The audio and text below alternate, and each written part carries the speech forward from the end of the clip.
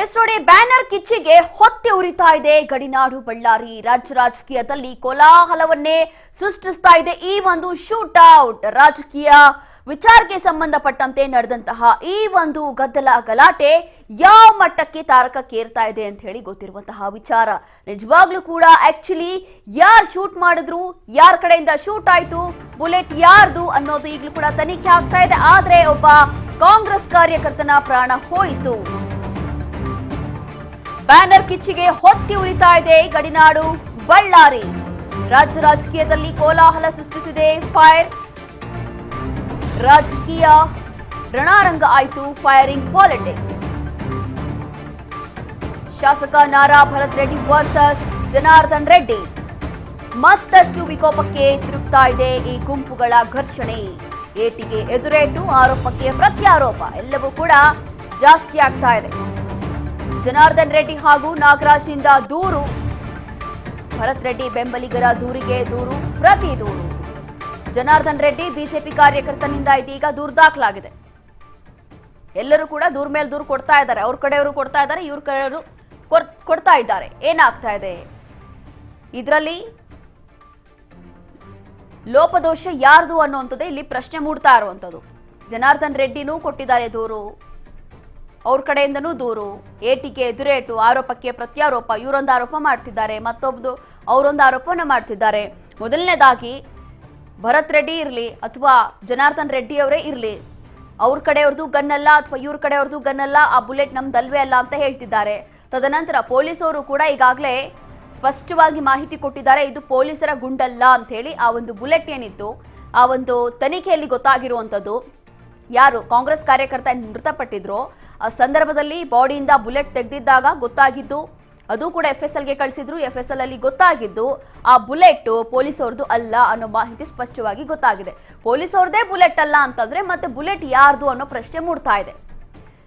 ಕೇವಲ ಒಂದು ಬ್ಯಾನರ್ನಿಂದ ಶುರುವಾಗಿದ್ದಂತಹ ಗಲಾಟೆ ಇನ್ನೂ ಕೂಡ ಮುಂದುವರಿತಾ ಇದೆ, ರಾಜಕೀಯ ತಿರುವು ಪಡೆದುಕೊಳ್ತಾ ಇದೆ. ಒಟ್ಟಿನಲ್ಲಿ ಪ್ರತಿಯೊಂದರಲ್ಲೂ ಕೂಡ ರಾಜಕೀಯ ಅನ್ನೋದು ಇತ್ತೀಚೆಗೆ ನೋಡ್ತಾ ಇದೀವಿ. ಅದರಲ್ಲೂ ಇದೀಗ ಈ ಒಂದು ವಿಚಾರದಲ್ಲೂ ಕೂಡ ರಾಜಕೀಯ ಆರಂಭ ಆಗೋಗಿದೆ. ಇಲ್ಲಿ ಕಾಂಗ್ರೆಸ್ ಬಿಜೆಪಿ ಅನ್ನೋದಕ್ಕೂ ಮುನ್ನ ಅನ್ಯಾಯವಾಗಿ ಒಂದು ಪ್ರಾಣ ಹೋಯ್ತಲ್ಲ ಅನ್ನೋದನ್ನ ಯಾರು ಕೂಡ ಗಮನಿಸ್ತಾ ಇಲ್ಲ. ಆದ್ರೂ ಕೂಡ ಇಲ್ಲಿ ಬಳ್ಳಾರಿ ಕಳೆದ ಒಂದು ವರ್ಷದಿಂದ ತುಂಬಾ ಶಾಂತಿಯುತವಾಗಿ ಎಲ್ಲವೂ ಕೂಡ ನಾರ್ಮಲ್ ಆಗಿ ಪೀಸ್ ಆಗಿ ಇತ್ತು. ಆದ್ರೆ ದಿಢೀರಾಗಿ ಇದೆಲ್ಲವೂ ಕೂಡ ಆಗ್ತಾ ಇರೋದು ಹೇಗೆ, ಯಾಕೆ ಅನ್ನೋ ಪ್ರಶ್ನೆ ಮೂಡ್ತಾ ಇದೆ. ಇದರಲ್ಲಿ ಭರತ್ ರೆಡ್ಡಿ ಅವರು ಒಂದು ಆರೋಪ ಮಾಡ್ತಿದ್ದಾರೆ, ಜನಾರ್ದನ್ ರೆಡ್ಡಿ ಅವರು ಒಂದು ಆರೋಪ ಮಾಡ್ತಿದ್ದಾರೆ. ಮಧ್ಯದಲ್ಲಿ ಉಸ್ತುವಾರಿ ಸಚಿವರಾಗಿರುವಂತಹ ಜಮೀರ್ ಅಹಮದ್ ಖಾನ್ ಅವರು ಕೂಡ ಗರಂ ಆಗ್ತಿದ್ದಾರೆ. ಸಿಎಂ ಸಿದ್ದರಾಮಯ್ಯ ಅವರು ಕೂಡ ಗರಂ ಆಗ್ತಿದ್ದಾರೆ. ಕೇವಲ ಒಂದು ಸಣ್ಣ ವಿಚಾರಕ್ಕೆ ಗಲಾಟೆ ಆಗಿ ಒಬ್ರು ಪ್ರಾಣ ಹೋಗ್ಬೇಕಾಗಿತ್ತಾ, ಈ ಮಟ್ಟಕ್ಕೆ ಹೋಗ್ಬೇಕಾಗಿತ್ತಾ? ಗುರುವಾರ ಸಂಜೆ ನಡೆದಿರುವಂತಹ ಘಟನೆ ಇದು.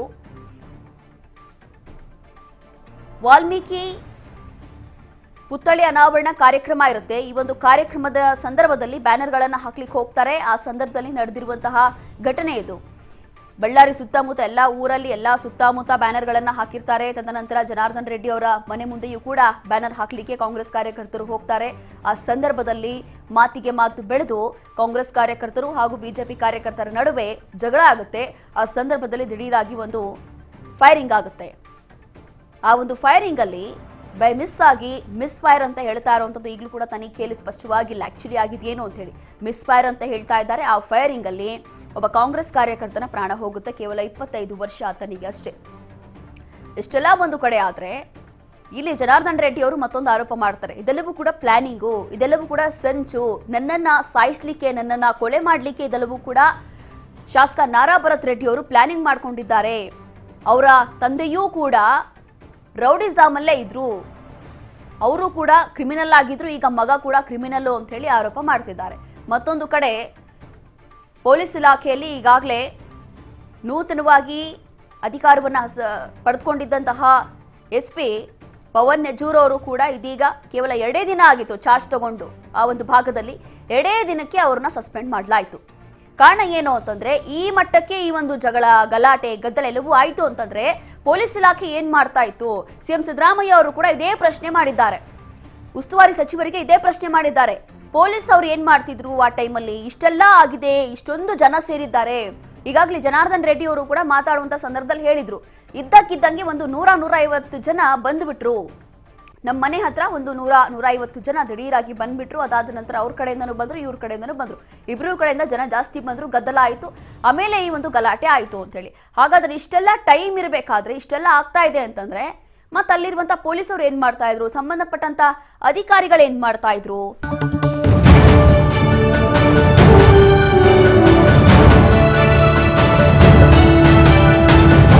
ರಾಜ್ ನ್ಯೂಸ್ ಕನ್ನಡ.